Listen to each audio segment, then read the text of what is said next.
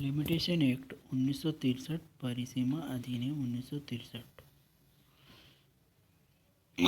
अधिनियम संख्या इसकी कितनी है तो 36 है। इसमें सेक्शन कितने हैं तो 32 सेक्शन है। भाग कितने हैं तो 5 है। अनुसूची 1 है। अनुच्छेद 137 है। ठीक है। राष्ट्रपति की सहमति इसको 5 अक्टूबर 1963 को मिली।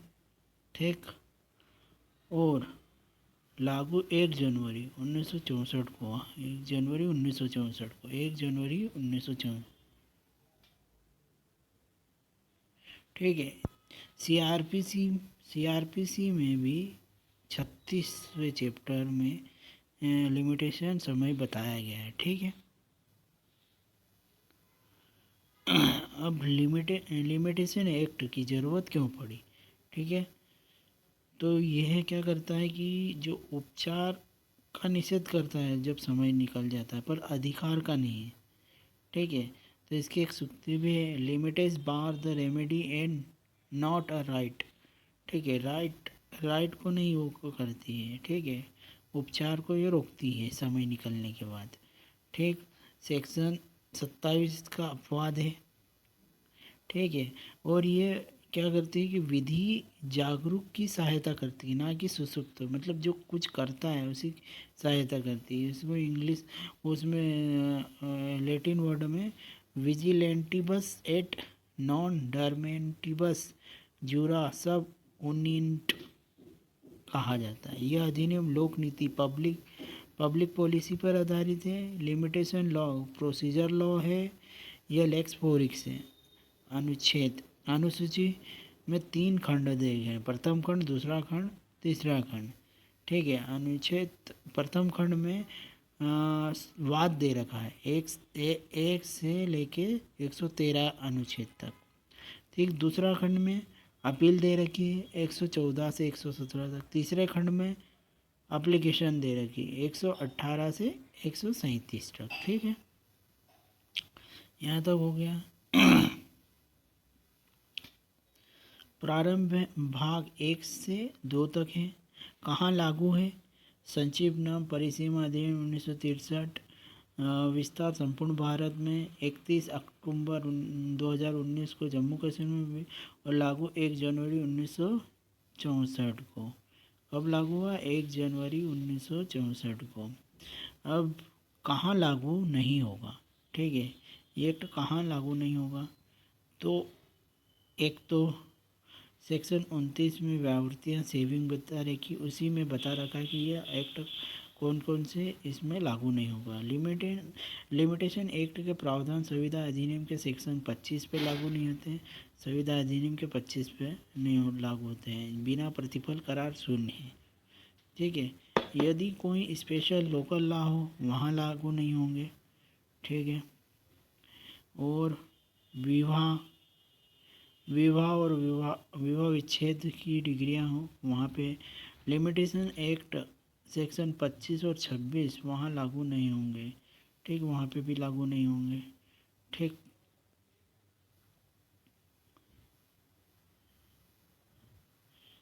सेक्शन 2 परिभाषा। अब सेक्शन 2 में क्या है, परिभाषा दे रखी है। 2A में क्या आवेदक दे रखा है। ठीक है। 2B में आवेदन के अंतर्गत अर्जी आती है। ठीक है। आवेदन के अंतर्गत क्या आता है, अर्जी आती है। 2C में विनियम पत्र आता है, और विनियम पत्र के अंतर्गत हुंडी या चेक आते हैं। ठीक है। ये विनियम पत्र की परिभाषा एनआई एक्ट की धारा 5 में भी दे रखी है। धारा 5 में भी दे रखी है विनियम पत्र की परिभाषा एनआई एक्ट में। ठीक है। और लिमिटेशन एक्ट में 2C में दे रखी है विनियम पत्र। और विनियम पत्र के अंदर क्या क्या आता है, हुंडी और चेक आता है।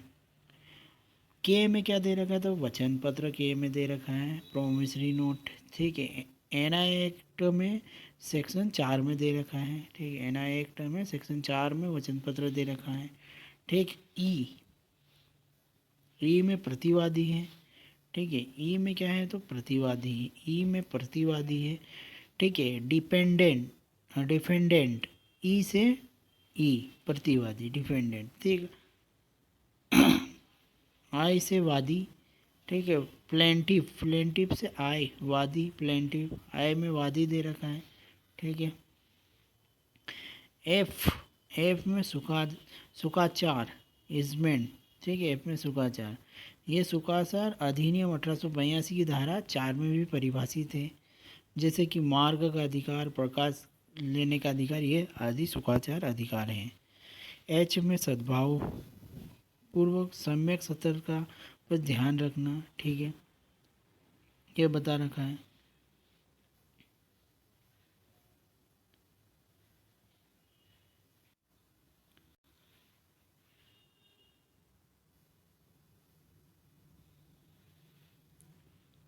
जे परिसीमा काल जो किसी के अनुसूची द्वारा विहित है, वाद पर, अपील पर और आवेदन पर, तीनों पे, ठीक है। एल, वाद के अंतर्गत अपील और आवेदन आता है, अपील और आवेदन नहीं आता, सॉरी, अपील और आवेदन नहीं आता है, ठीक है। वाद के अंतर्गत अपील और आवेदन नहीं आता है। एन, एन 89,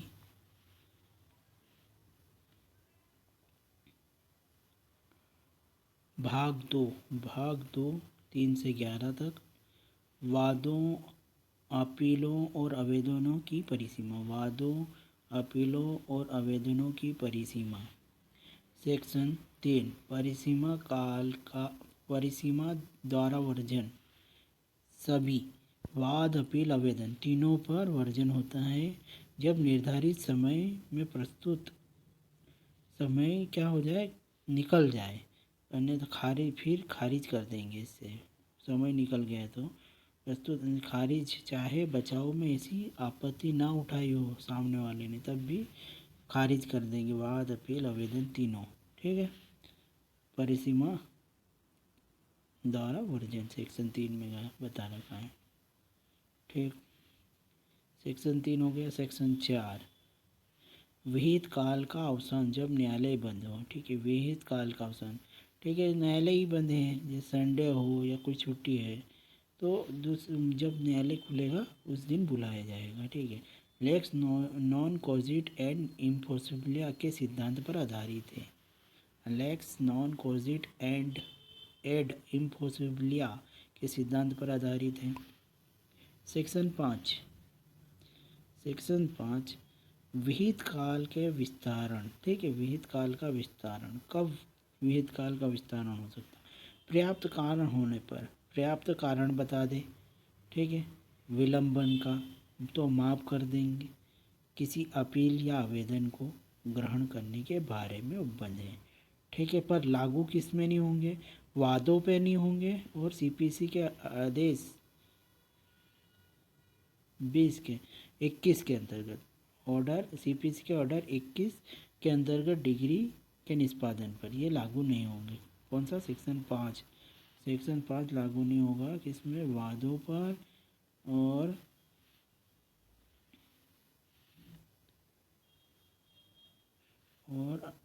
सीपीसी के आदेश 21 की डिग्री के निष्पादन पे।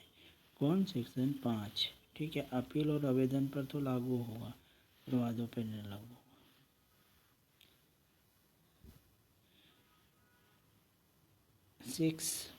सेक्शन 6, विधिक निर्योग्यता, सेक्शन 6 विधिक निर्योग्यता, ठीक है। सेक्शन 6 क्या है, विधिक निर्योग्यता। विधिक निर्योग्यता, अवयस्क, गर्भस्थ शिशु, पागल, जड़, ठीक है। ये तीन उपरोक्त निर्योग्यता मतलब अवयस्क, शिशु, पागल और जड़ निर्योग्यता विहित काल की गणना के समय अस्तित्व में हो, ठीक है। ये अस्तित्व में होगी तब, ठीक है, जहाँ व्यक्ति दो निर्योग्यता से ग्रस्त, ठीक है, दो निर्योग्यता ग्रस्त या एक निर्योग्यता से अंत होने के पूर्व दूसरी निर्योग्यता ग्रस्त हो जाए तो वहाँ दोनों निर्योग्यता की समाप्ति के पश्चात ही गणना की जाएगी, ठीक है। ये बता दिया। तीसरा में निर्योग्यता, निर्योग्यता के मृत्युपरांत उसका विधिक प्रतिनिधि समय के अंदर वाद दाखिल करेगा। ठीक है, 3 में बता रखा है। 4, यदि अवयस्क की मृत्यु के समय उसका विधिक प्रतिनिधि भी निर्योग हो तो निर्योग्यता सही होने के बाद विहित काल की गणना। 5, निर्योग्यता का अंत होने के पश्चात, निर्योग्यता का अंत हो जाए, निर्योग्यता का अंत होने के पश्चात मर जाता है, फिर मरता है, तब उसका विधिक प्रतिनिधि उसकी मृत्यु के पश्चात उसी काल के भीतर वास स्थित कर सकेगा। धारा 9, क्योंकि निरंतर वो चलने लग जाएगी। धारा 9 के अनुसार समय का निरंतर चलना रहना, जब एक बार समय चलना प्रारंभ हो जाए तो बात सचित करने आवेदन करने की किसी भी निर्णय से वह नहीं रुकेगा। ये यहाँ पे बता रखा है। ठीक है, सेक्शन 6 लागू नहीं होगी, अपील पे लागू नहीं होगी। ठीक है, किस पे नहीं लागू होगी सेक्शन 6? तो अपील पर। ठीक, सेक्शन 7 कई व्यक्तियों में से एक की निर्योग्यता। ठीक है, सेक्शन 6 को ये आगे बढ़ाती है। 7 कई व्यक्तियों में से एक की निर्योग्यता। सेक्शन 8 विशेष अपवाद। ठीक है, विशेष अपवाद है सेक्शन 8 में, विशेष अपवाद है 6 और 7 सेक्शन के। हकसुपा के मामले में सेक्शन 6 और 7 लागू नहीं होते, हकसुपा के बंद में लागू नहीं होंगे। परिसीमा काल निर्योग्यता समाप्त होने, परिसीमा काल निर्योग्यता समाप्त होने की या मृत्यु होने की तिथि से 3 वर्ष तक का होगा, जिससे अधिक नहीं होगा। ठीक है, ये 3 हो गया। सेक्शन 9 में समय का निरंतर चलते रहना। ठीक है, चलते रहना एक बार चालू हो गया, जब एक बार समय का चलना प्रारंभ हो जाए तब वाद सस्तित करने या आवेदन करने की किसी भी निर्योग्यता से वो रुकेगा नहीं। ठीक है, सेक्शन 10 किसके है? सेक्शन 10 न्यासी तथा उनके प्रतिनिधि के विरुद्ध वाद। ठीक है, यदि कोई व्यक्ति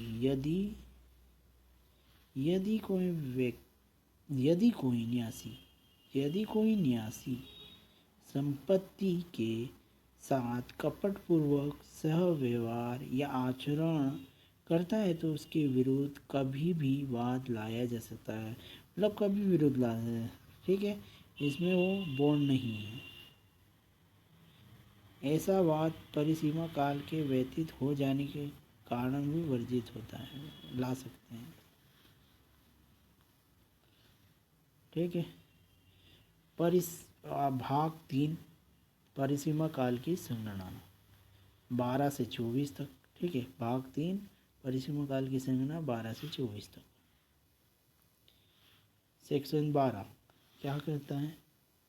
विधिक कार्रवाइयों में समय का अपवर्जन। सेक्शन 12, सेक्शन 13, सेक्शन 14 और सेक्शन 15, ये चारों सेक्शन को पढ़ना है। ये मेंस का एक क्वेश्चन बनता है इसमें। विधिक कार्रवाई, सेक्शन 12 विधिक कार्रवाई में समय का अपवर्जन। विधिक कार्रवाई में समय का अपवर्जन वह दिन अपवर्जित जिसमें ऐसे परिसीमा काल की गणना की जाती है। ठीक है, वह समय अपवर्जित जिसमें परिसीमा काल की गणना की जाती है। ठीक है, परिसीमा काल की गणना की जाती है, वह समय अपवर्जित। ठीक है, वह दिन अपवर्जित जिस दिन निर्णय सुना गया है, वह दिन भी अपवर्जित। वह समय अपवर्जित जो डिग्री या आदेश की प्रतिलिपि प्राप्त करने में लगा समय, ये भी। ठीक, वह समय अपवर्जित जो पंचाट को प्रतिलिपि प्राप्त करने में लगा समय, इसको अपवर्जित कर देंगे। 12 में बोला है। ठीक है, एक तो परिसीमा काल गणना को अपवर्जित कर देंगे, निर्णय सुनाएगा उसको, डिग्री आदेश को वो उसको भी, और पंचाट। ठीक है, ये हो गया। सेक्शन 13 अंकिचन के रूप में, अब क्या है कि अंकिचन के रूप में वाद लाना है। ठीक है, सेक्शन अंकिचन के रूप में वाद लाने हेतु इजाज़त के लिए आवेदन में लगे समय का अपवर्जन कर दिया जाएगा। ठीक है, CPC में भी दे रखा है आदेश 33 में। ठीक है, और इसमें अमाउंट बता रखा है कि 1000 से कम है तो वो निर्धन व्यक्ति माना जाएगा, CPC में कहा गया है। ठीक है, आवेदन प्रस्तुत करने की तिथि और उसका खारिज करने के बीच का समय अपवर्जित कर दिया जाएगा। ठीक है, ये भी हो गया। फिर क्या है कि सेक्शन 14 में बिना अधिकारिता वाले न्यायालय में सद्भावपूर्वक की गई कार्रवाई में लगे समय का अपवर्जन कर देंगे। जब न्यायालय की सुनवाई की अधिकारिता ही नहीं है पर सद्भावपूर्वक है तो वो समय भी अपवर्जित कर दिया जाएगा। ठीक। सेक्शन 15 समय समय कुछ अन्य मामलों में समय का अपवर्जन। कुछ अन्य मामलों में समय का अपवर्जन। फर्स्ट, किसी वाद या आवेदन को व्यादेश या आदेश, ठीक है, व्यादेश या आदेश द्वारा रोक दिया जाए तो भी समय अपवर्जित कर दिया जाएगा। ठीक है, व्यादेश वाद को व्यादेश या आदेश द्वारा रोक दिया जाए तब भी। ठीक है। विधि द्वारा आरोपित सूचना देने या सरकार की पूर्व मंजूरी प्राप्त करने में लगा समय अपवर्जित। ठीक है, विधि द्वारा अपेक्षित सूचना में मंजूरी प्राप्त करने में लगा समय अपवर्जित कर दिया जाएगा। सेक्शन सीपीसी की 88 में भी सरकार को सूचना देना बता रखा है। ठीक है, बता रखा देने सरकार के विरुद्ध वाद सूचना देने का लगन है। ठीक है, 2 माह तक नहीं कर सकते। 88 का 2 में ये दे रखा है। ठीक है, अपेक्षित सूचना। थर्ड, दिवालिया के प्रसंग में रिसीवर नियुक्त किया जाएगा तथा कंपनी के समापन में समापक की नियुक्ति के 3 माह तक का समय अपवर्जित कर दिया जाएगा। ठीक है, दिवालिया तो रिसीवर नियुक्त करेंगे, फिर कंपनी में तो समापक नियुक्त करेंगे, ये समय छोड़ दिया जाए। विक्रय अपास्त कराने में लगा समय। ठीक, विक्रय अपास्त कराने में लगा समय भी छोड़ दिया जाए। विक्रय अपास्त करने में लगा समय अपवर्जित। ठीक है, फिर नेक्स्ट, जितने समय तक प्रतिवादी भारत से बाहर रहा है तो उतना समय भी अपवर्जित कर दिया जाएगा। सेक्शन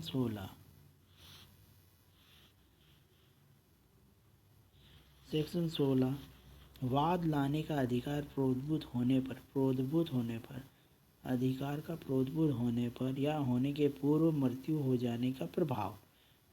जहाँ कोई व्यक्ति मर जाता है, वाद कारण उत्पन्न होने के पहले, ठीक है, वाद कारण उत्पन्न होने के पहले ही मृत्यु हो गई। ठीक है, क्या हो गई? मृत्यु हो गई। ठीक, वाद या आवेदन करने का अधिकार उसके मृत्यु पर उत्पन्न हो वहाँ परिसीमा काल की गणना तब की जाएगी जब मृत का विधिक प्रतिनिधि वाद संस्थित करने या आवेदन करने के समर्थन हो। ठीक है, अपवाद 16 की अवधारणा 1 और 2 लागू नहीं होगी। कहाँ? हकसुपा के मामलों में, अचल संपत्ति के कब्जे पर, आनुवंशिक पद के पर। ठीक है,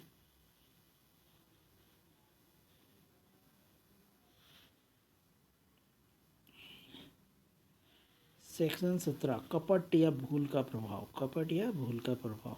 संविदा अधिनियम की धारा 17 में भी कपट को दिया गया है। ठीक है, और भूल को संविदा अधिनियम की धारा 20, 21, 22 में दे रखा है। ठीक है, वापस यहाँ आए। वह व्यक्ति जिससे वाद या आवेदन करने का अधिकार कपट या भूलवंश उस अधिकार से अनभिज्ञ रखा गया हो, वहाँ परिसीमा काल का चलना तब प्रारंभ होगा जब वादी या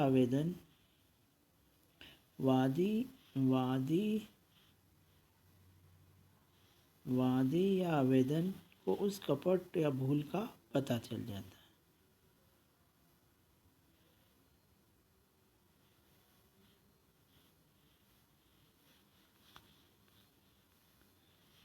स्वीकृति, ये भी मेंस का क्वेश्चन आता है। इसमें क्या क्या लिखना है अपने को। सेक्शन 18 लिखित अभिस्वीकृति का प्रभाव। 19 ऋण लेखे वसीयत ब्याज लेखे संविदा और 20 किसी अन्य व्यक्ति द्वारा अभिस्वीकृति का संदाय का प्रभाव। ये तीनों सेक्शन लिखना है। सेक्शन 18 लिखित अभिस्वीकृति का प्रभाव क्या होगा। ऋणी अथवा प्रतिवादी किसी ऋण अथवा संपत्ति विषयक अपने दायित्व को स्वीकार करता है जैसे कि लिखित हस्ताक्षरित परिसीमा काल के अंदर, तो वहाँ समय का जाना ऐसी अभिस्वीकृति की तिथि से माना जाता है। ठीक है। सेक्शन 19 ऋण लेखे या वसीयत संपेदा का ब्याज लेखे का संदाय का प्रभाव। ठीक है, 19 में बता रखा। अर्थात कुछ पेमेंट कैश दे दे तो नया परिसीमा काल वहाँ से स्टार्ट हो जाएगा। 19 में मतलब ब्याज दे दिया या कुछ दे दी संपत्ति, आधा अधूरा कुछ दे दिया, ठीक है, तो जब भी अभिस्वीकृति स्टार्ट हो जाएगी। ठीक। सेक्शन 20 किसी अन्य व्यक्ति द्वारा अभिस्वीकृति या संदाय का प्रभाव, जैसे पेमेंट का। ठीक है, पेमेंट कौन कर सकता, तो विधिक संरक्षक भी कर सकता है। 20 में बता रखा है विधिक संरक्षक करेगा, सुपुर्दार का जिसको सुपुर्द करा है, या प्रबंधक या प्राधिकृत अभिकर्ता, चारों कर सकते हैं। ठीक है। सेक्शन 21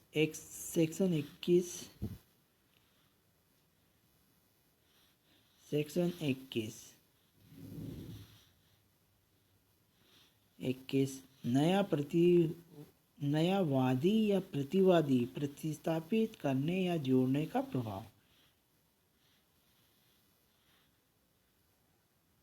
जब वाद सस्थित करने के पश्चात नया वादी या प्रतिवादी जोड़ा या प्रतिस्थापित किया जाता है, तब वाद ऐसे व्यक्ति को पक्षकार बनाए जाने की तिथि से सस्थित किया गया माना जाएगा।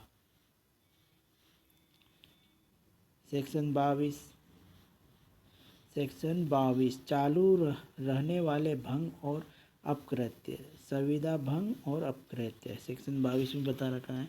सीआरपीसी की धारा 472 में भी चालू रहने वाला अपराध के बारे में बता रखा है।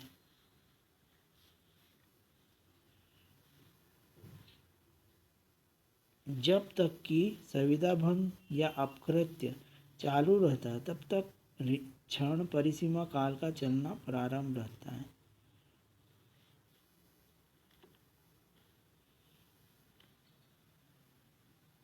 सेक्शन 23 उन कार्यों के लिए प्रतिकर या वाद जो विशेष नुकसान के लिए हो उसमें दिया जाएगा, पर विशेष नुकसान नहीं हो तो अनुज्ञेय ना होगा। सेक्शन 23 कहाँ कहता है। 24 लिखतों में वर्णित समय की संगणना, ग्रेगोरियन कैलेंडर के अनुसार 24 में। ठीक है।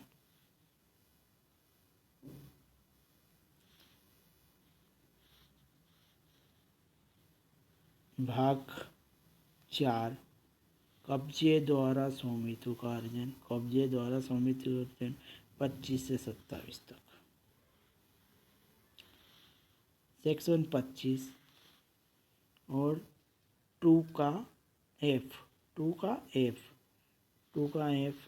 सुखाचार की परिभाषा बता रखी है। ठीक है, सुखाचार की परिभाषा बता रखी है। सुखाचार में क्या क्या, जैसे कि प्रकाश का उपयोग करना, वायु का उपयोग करना, मार्ग, जल, ये सब सुखाचार है का प्रयोग बगैर किसी बाधा के शांतिपूर्वक करता है। जैसे 20 वर्ष या 30 वर्ष। 20 वर्ष जहाँ अन्य व्यक्ति, ठीक है, अन्य व्यक्ति, लेकिन 30 वर्ष सरकारी मामलों में। ठीक है। 26 सेक्शन 26 में क्या है, आनुसेविक संपत्ति के उत्तरभोगी के पक्ष में अपवर्जन पक्ष में अनुसेव किसी दूसरे को दे दिया वो संपत्ति को, फिर वापस उसी के पास आ गया, तो दूसरे को दिया है वो टाइम कट करेंगे, है ना, तो उसको नहीं करेंगे, उसका अपवर्जन कर देंगे, ये बता रखा है। सेक्शन 27 संपत्ति पर के अधिकार का निर्वापित। संपत्ति पर के अधिकार परिसीमा काल के अंदर संपत्ति के कब्जे के लिए वाद नहीं किया जाता तो संपत्ति पर अधिकार समाप्त हो जाएंगे, ठीक है। निर्वापित जब समय रहते, सेक्शन 27 कहता है कि जब समय रहते आपने कब्जे के लिए वाद नहीं किया तो संपत्ति पर अधिकार निर्वापित हो जाएगा। सुखाधिकार 20 वर्ष की समाप्ति से 2 वर्ष के भीतर किया जाना चाहिए, ठीक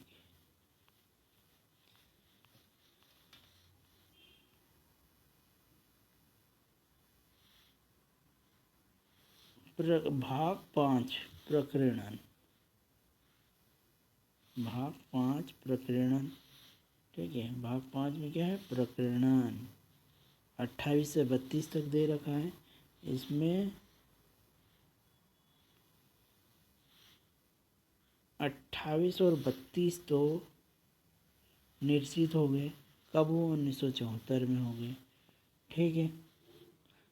और 29 हमने उधर पढ़ लिया सेक्शन फर्स्ट में, व्यावर्ती 29 में बता रखी, ठीक है। अब एक युक्ति छूट गई थी, इंटरेस्ट रिपब्लिक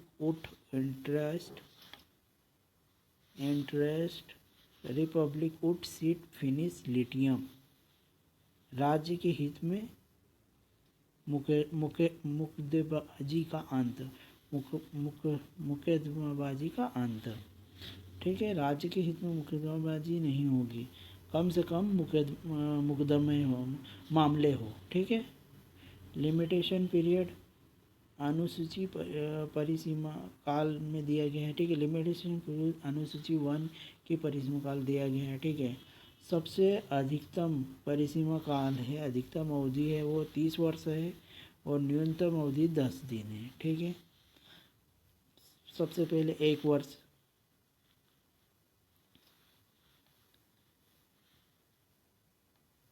एक वर्ष IMP बता रहा हूँ, उसमें थोड़े और भी हैं पर ये IMP।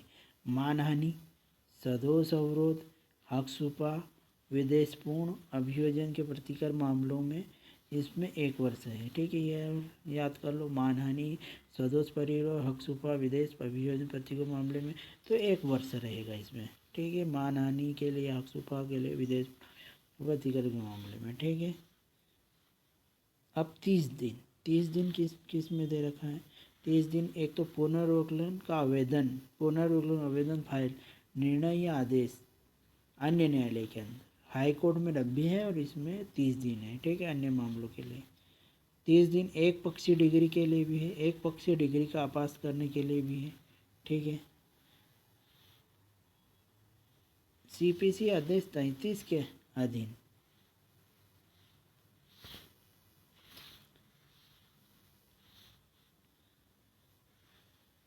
अधीन वाद की प्रतिरक्षा की इजाज़त फाइल करने के लिए परिसीमा काल, निर्णय के लिए समन की प्राप्ति के 10 दिन के भीतर जो अनुच्छेद 118 में वर्णित है।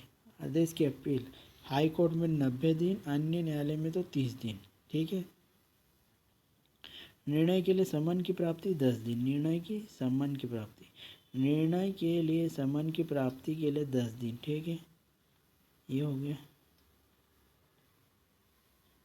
3 वर्ष। अब 3 वर्ष किस में देखा है, बकाया किराया की वसूली के लिए वाद, संविदा विनिर्दिष्ट पालन के लिए बकाया किराया, संविदा विनिर्दिष्ट, जहाँ इन अनुसूची की परिसीमा काल नहीं दिया गया है वहाँ पे भी 3 वर्ष होगा, ठीक है। 12 वर्ष कहाँ दे रखा है, तो स्थावर संपत्ति का कब्जा के संबंध में और डिग्री के निष्पादन में, 2 में 12 वर्ष दे रखा है। 90 दिन पुनरीक्षण पुनरीक्षण के मामलों में विधिक आवेदन मृत्यु पक्षकार में, ठीक है। 30 वर्ष मोचन का पूर्वबंध का अधिकार, मध्यस्थ पंचाट आदि, ठीक है। उपशमन के अपास्त करने सीपीसी के अधीन आवेदन 60 दिन, ठीक है। उपशमन को अपास्त करने के लिए आवेदन 60 दिन। अनुच्छेद 127 डिग्री के निष्पादन विक्रय को अपास्त करने आवेदन 60 दिन, ठीक है। ये हो गया, लिमिटेशन है कंप्लीट।